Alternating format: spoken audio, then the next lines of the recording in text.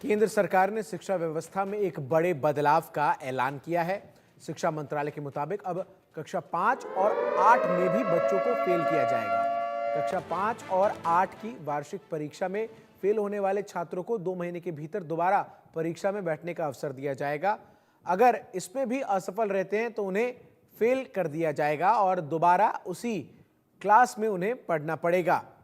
साथ ही साथ आपको ये बताएं कि अभी तक क्लास 8 तक बच्चों को फेल नहीं करने का प्रावधान जो है वो मौजूद रहा है और साल 2010 से 11 में 8वीं कक्षा तक परीक्षा में फेल होने वाले प्रावधान पर रोक लगा दी गई थी। मतलब यह है कि बच्चों के फेल होने के बावजूद उन्हें अगली क्लास में प्रमोट कर दिया जाता था पहले, लेकिन अब ऐसा नहीं होगा और अब ये जो नो डिटेंशन पॉलिसी है इसको खत्म कर दिया गया है और अब शिक्षा के लिहाज से ये देखा गया कि शिक्षा के लेवल पर धीरे धीरे गिरावट जो है वो आने लगी, जिसका असर 10वीं और 12वीं के बोर्ड की परीक्षाओं पर भी पड़ने लगा। काफ़ी लंबे समय से इस मामले पर विचार विमर्श के बाद शिक्षा विभाग की तरफ से नियमों में ये बदलाव किया गया है। तो पहले ये होता था कि क्लास 5th और क्लास 8th में किसी भी छात्र को जो है वो फेल नहीं किया जाता था, भले ही वो मार्क्स ना स्कोर करे एग्जाम में पासिंग, लेकिन किसी भी तरीके से उसे पास करके अगली क्लास में प्रमोट कर दिया जाता था। लेकिन अब आपको बता दें कि जो जानकारी सामने आ रही है उसके मुताबिक ये बड़ा बदलाव जो है वो किया गया है और नो डिटेंशन पॉलिसी को खत्म किया गया है।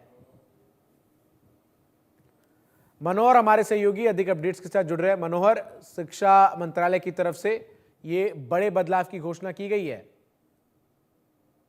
हाँ देखिए, बिल्कुल आपने सही कहा कि जो नो डिटेंशन पॉलिसी थी उसको खत्म कर दिया गया। सबसे पहले दर्शकों को बता दूं कि जो हमारा शिक्षा का अधिकार है, जिसमें मुफ्त में शिक्षा और अनिवार्य शिक्षा बेसिक होना चाहिए, इस मद्देनजर 2009 का जो नियम है उसमें मामूली चेंज किया गया है। जो उसके पार्ट 5 है, उस पार्ट 5 में उससे जोड़ा गया है कि 8वीं और 8वीं कक्षा में जो अगर फेल हो जाता है तो उसको रोक दिया जाएगा, उसको अगले क्लास में प्रमोट नहीं कर दिया जाएगा। प्रमोट तभी किया जाएगा क्योंकि उनको 2 महीने का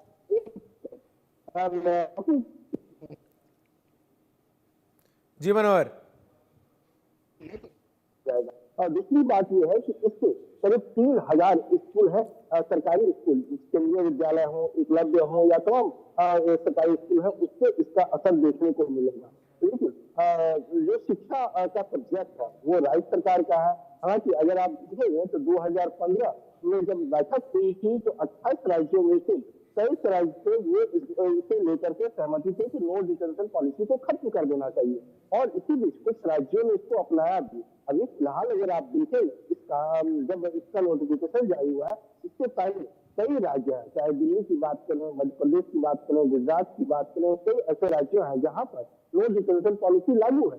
और अब जो बाकी राज्य हैं उनको भी केंद्र सरकार ने कहा है कि ये इसे लागू कर सकते हैं। इससे 2 फायदे होंगे। एक तो जो बच्चे हैं वो बच्चे अच्छी तरह से उनका बेसिक मजबूत हो सकेगा और दूसरा है कि 8वीं कक्षा तक वो पूरी तरह से पढ़ाई कर पाएगा, उन्हें निकाला नहीं जाएगा। जी मनोहर, क्या ये एक कंपलसरी नियम है जो कि तमाम राज्यों में स्कूल्स को फॉलो करना होगा या फिर अलग अलग राज्य इस नियम को अपने हिसाब से जो है वो कंटिन्यू करेंगे या फिर जो आदेश जारी किया गया उसको मानेंगे? देखिए, जैसा कि मैंने भी बताया कि शिक्षा का जो विषय है वो राज्य सरकार का होता है। केंद्र सरकार ने पॉलिसी बनाई, नो डिटेंशन पॉलिसी को खत्म कर दिया गया है। अब राज्य सरकार जहां पर अभी तक ये पॉलिसी खत्म नहीं हुई है वहां राज्य सरकार को देखना है कि वो इसे लागू करती है या नहीं करती है। लेकिन इसके फायदे हैं।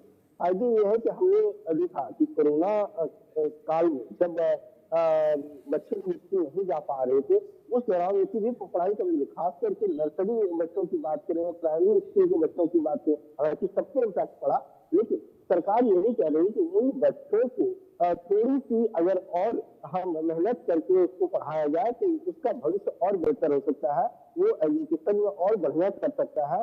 और साथ ही साथ सिर्फ बच्चों को ही, पेरेंट्स को भी, टीचर और जो स्कूल के हेड है, वो हेडमास्टर है या प्रिंसिपल है, वो उनको गाइड करेंगे, और ताकि वो अपने बच्चों का भी ख्याल रखें और उनकी पढ़ाई पर फोकस किया जा सके। ठीक है, बहुत शुक्रिया मनोहर आपका हमारे साथ जुड़ने के लिए, तमाम जानकारी, तमाम अपडेट्स दर्शकों तक पहुंचाने के लिए।